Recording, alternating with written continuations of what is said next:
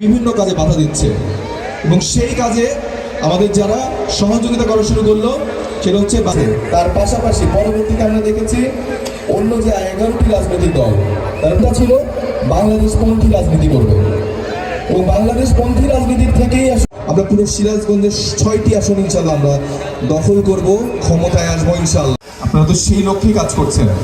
আচ্ছা, এখন বলেন তো আপনাদের এই এরা, আমার মনে হয় যে আমি বা আমার যে ভাই আছেন, আলী ভাই আছেন, ইচ্ছাটা এই দীর্ঘদিনের যেই লালিত একটা স্বপ্ন, কারণ এত বড় অংশ করার চেষ্টা করবো ইনশাল্লাহ।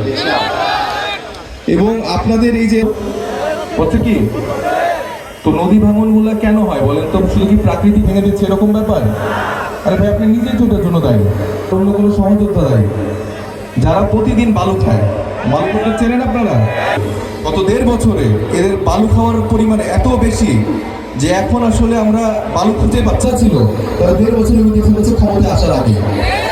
এই আপনাদের সন্দেহ আছে কিন্তু, তো সেই জায়গায় আপনারা জানেন যে কারা এই কাজগুলো করছে। ভালো ক্যান্ডিডেট সমন্বয় করতে হবে, সেই প্রক্রিয়ার মধ্যেও আমি ছিলাম এবং সেইভাবে বিএনপি 190 আসন পেল।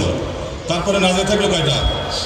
চুপি করে সেই নির্বাচনে আওয়ামী লীগের ছিল নৌকা মার্কা আর আমরা ছিলাম ন্যাশনাল পার্টির ভাষণে ধানের শীষ। আমাদের কাছে অনিরাপদ, তাই কি আমাদের মা বোনের কাছে আমাদের কাছে কি অনিরাপদ? জায়গা থেকে আমরা প্রত্যেকে কাজ করার চেষ্টা করছি। আমি এসএম সাইফ মুস্তাফিজ, আমি আজকে বাংলাদেশ জামাত ইসলামী এনায়তপুরে এই বিশাল জনসভার শ্রদ্ধাভাজন সভাপতি। আজকে আমরা সাজাদপুরে যাতায়াত করি, বেলকুচিতে যাতায়াত করি, দুর্গম নদীপথ পাড়ি দিয়ে চৌহালি। সাইফ মুস্তাফিজ এবং 11 দলীয় জোটের নেতৃবৃন্দ, কর্মীবৃন্দ এবং ঢাকায় বেলকুচি চৌহালিতে অধ্যক্ষ মোহাম্মদ আলী আলম। মার্কাটা কি? দাঁড়িপাল্লা আপনারা ভোট দেবেন এবং বিজয়ী করবেন। ডানে আছে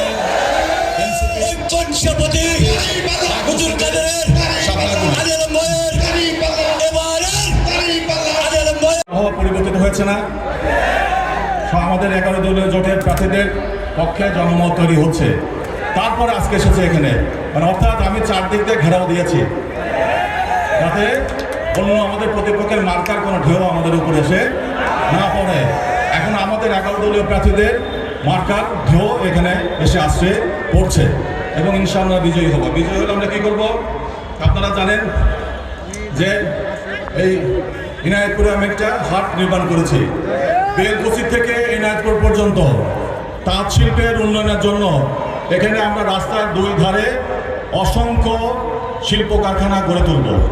বেলকুচির হাটের উন্নয়ন ইনায়েতপুরে যেভাবে করেছি, তাদের জন্য বেলকুচির হাটের আমরা উন্নয়ন করব। কি বিশ্বাস হয়? আমি করে দেখিয়েছি। আমি তো মুখে মুখে বলি না যে এটা করবো এটা করবো, আমি করে যা বলি ইনশাআল্লাহ তাই করি।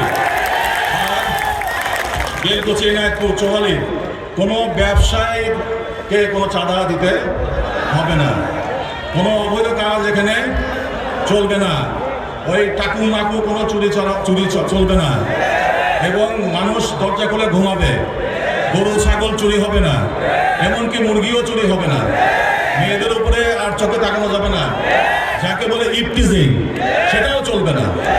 তো আমি 2001-6 দেখিয়েছি না? তাহলে আমাদের এই 2 প্রার্থী বিজয়ী হলে আর আমি যদি পাশে থাকি, পারবে কেউ? এই সমস্ত সন্ত্রাসী চাঁদাবাজি যারা করে, যে সন্ত্রাসী, তাদের 20 দাঁত এবং দাঁত আমি চিনি সবগুলো।